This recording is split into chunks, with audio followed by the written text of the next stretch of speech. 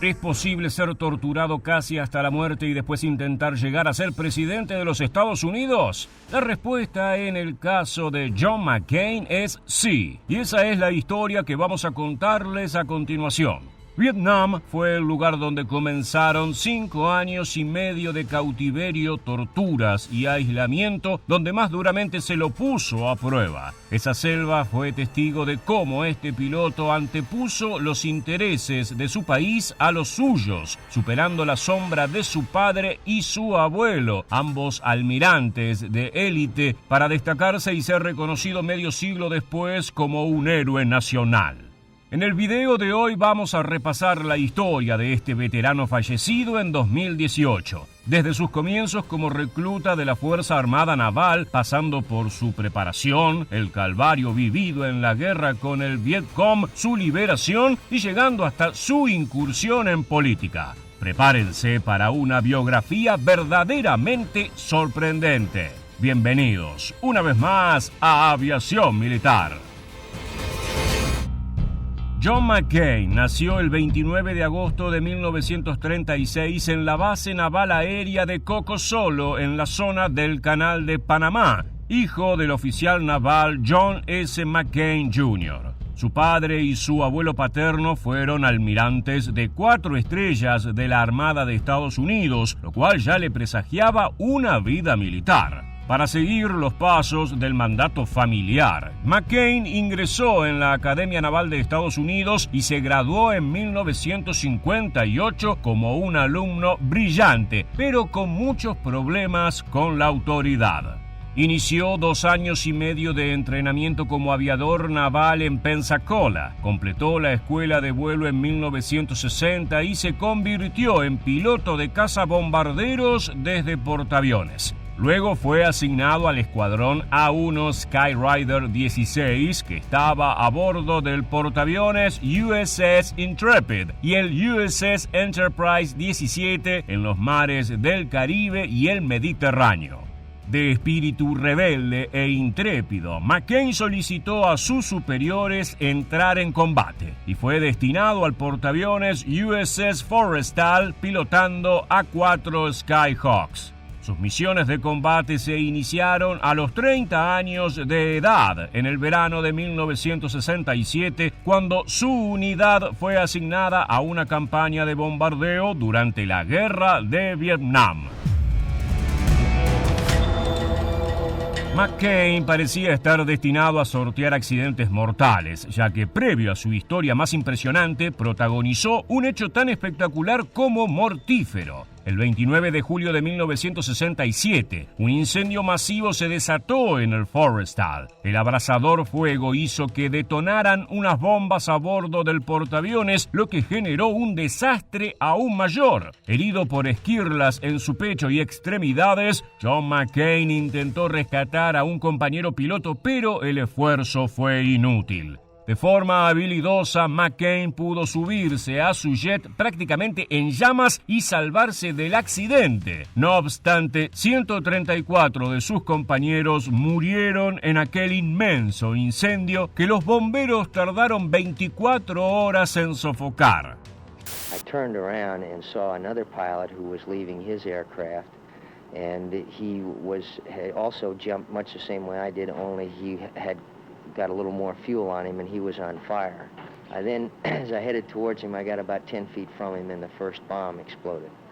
And this knocked me about 10 feet, and everyone who had been near me were all either badly maimed or killed from this explosion. Ya recuperado el 26 de octubre de 1967, cuando tenía 31 años y llevaba a cabo su misión número 23, en la que debía hacer reconocimiento del terreno, su avión A4 Skyhawk fue alcanzado y derribado por un cohete ruso antiaéreo sobre Hanoi. Salió disparado en paracaídas y cayó estrepitosamente en el lago Truc Bac. De forma increíble, John McCain sobrevivió al impacto, aunque el saldo fueron graves heridas en sus 2 piernas y un brazo roto. Las tropas del Vietcong lo encontraron malherido en el lago. Tras ser trasladado a la orilla, la gente del lugar comenzó a quitarle el uniforme de forma feroz y violenta. Me gritaban, me insultaban, me escupían y me pateaban de forma salvaje, escribió McCain en sus memorias. El calvario del piloto solamente estaba comenzando.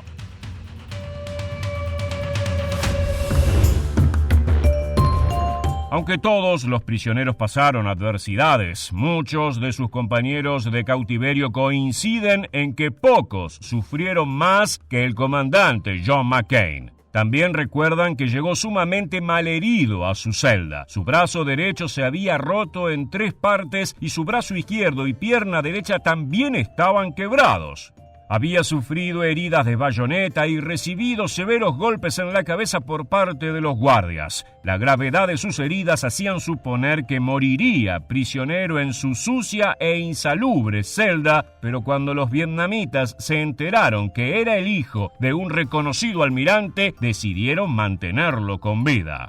El Vietcong veía en él valor tanto propagandístico para alentar a sus tropas como un elemento valioso de negociación con los norteamericanos. McCain fue trasladado al llamado Hanoi Hilton, el nombre sarcástico que los soldados americanos dieron a la vieja prisión Ho Lo, construida por los franceses en 1945 y conocida por la brutalidad de sus guardianes.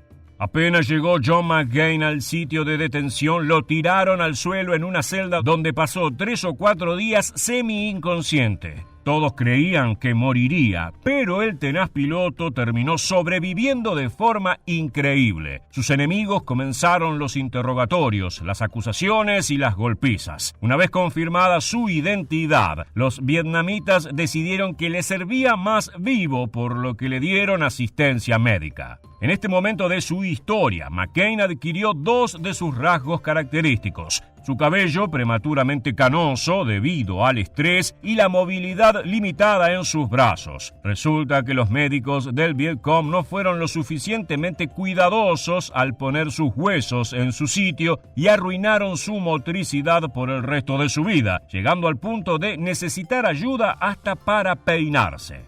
Ya entrado el año 1968, después de meses confinado solo en una celda sin ventanas, el estado del piloto John McCain era verdaderamente deplorable.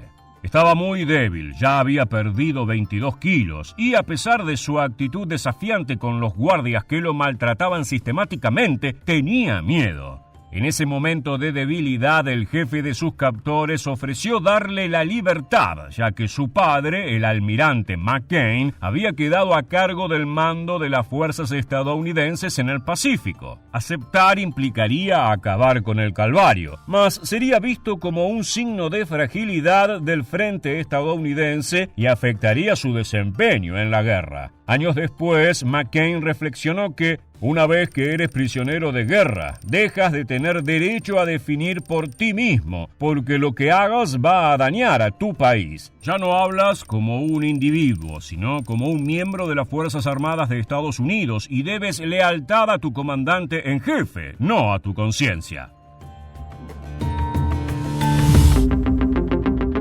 Su negativa a colaborar enfureció a sus captores, que lo castigaron con más meses de aislamiento y agravando los malos tratos. Volvieron a romperle el brazo y lo sometieron a distintas torturas características del ejército vietnamita, como enterrar astillas de bambú debajo de las uñas de sus manos y pies. El dolor de las torturas, en combinación con la locura generada por el aislamiento total al que era sometido, lo llevó a intentar cometer suicidio en 2 ocasiones. Comunicarse con sus compañeros de cautiverio, a veces a través de las paredes, mediante un código de golpes u otros métodos, fue lo que le salvó la vida. Cada vez que sus captores lo veían débil, volvían a ofrecerle liberarlo. John McCain se negaba fervientemente una y otra vez, afirmando que se iría de ese infierno con todos sus compañeros o moriría allí con ellos. Esta conducta le valió la admiración de sus compatriotas y el odio de sus enemigos, que no estaban dispuestos a matarlo y empeorar las negociaciones diplomáticas con los norteamericanos.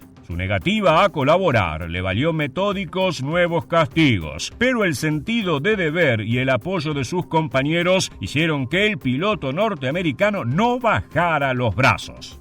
Finalmente, el 14 de marzo de 1973, John McCain fue liberado junto con otros 107 prisioneros, la mayoría de los que habían soportado cautiverio junto a él. Este grupo de hombres sabía que habían sobrevivido, en parte por la entereza de este piloto que había usado su legado y apellido para tratar de proteger a sus compañeros. Todos, fascinados con su figura, auguraban un futuro especial para este hombre. Luego de recuperar su libertad, no pasó mucho tiempo para que McCain empezara su camino en la política. Incluso, hoy en día, la Armada de la Marina de los Estados Unidos tiene más lazos con la política que otras esferas de la milicia norteamericana, y el hecho de que su padre y su abuelo jugaran al póker con los congresistas de su época, por supuesto, le ayudó mucho a entrar en ese mundo. Primero llegó a la Cámara de Representantes por Arizona en 1983 y 4 años más tarde ocupó un lugar en el Senado de la Nación. Fue un convencido defensor de los presidentes George Bush padre y de su hijo, aunque esa cercanía no impidió que en el 2000 intentara llegar por primera vez a la presidencia, compitiendo con el entonces gobernador de Texas, George W. Bush, aunque perdiendo en las primarias. Eso no fue un obstáculo para apoyarlo en la ofensiva en Irak cuando fue jefe de Estado. McCain autorizó sin titubear la invasión y no dudó en votar positivo nuevamente cuando el mandatario pidió más presupuesto y envío de tropas al país árabe. 8 años más tarde, a la edad de 70 años, decidió aspirar nuevamente a la Casa Blanca. Esta vez su adversario era poco conocido y un novato en la política estadounidense, nada más y nada menos que Barack Obama, con quien también perdió la contienda. Parece que ser héroe nacional, haber librado una guerra y ocupar por 5 períodos el Senado no era suficiente. No siento ninguna pena por lo que pudo haber sido, declaró tras su derrota. El 25 de agosto de 2018, justo cuando su familia había anunciado el día anterior que cesaría el tratamiento, un tumor cerebral dio fin a la muerte de este aguerrido piloto. Hasta el día en que caí en aquel lago de Vietnam, viví bajo la sombra de mi padre. El encierro me liberó de esa carga, contó a la revista Time en 1978. Un monumento en su memoria en la bahía de Hanoi deja en claro dónde empezó todo. Ya estamos llegando al final de esta entrega y no queríamos dejar de preguntarte, ¿qué opinas de la vida de este piloto de aviación? Deja tus opiniones en los comentarios abajo. Hasta aquí el video de hoy. Te agradecemos haber llegado hasta el final y te esperamos en las próximas entregas de Aviación Militar.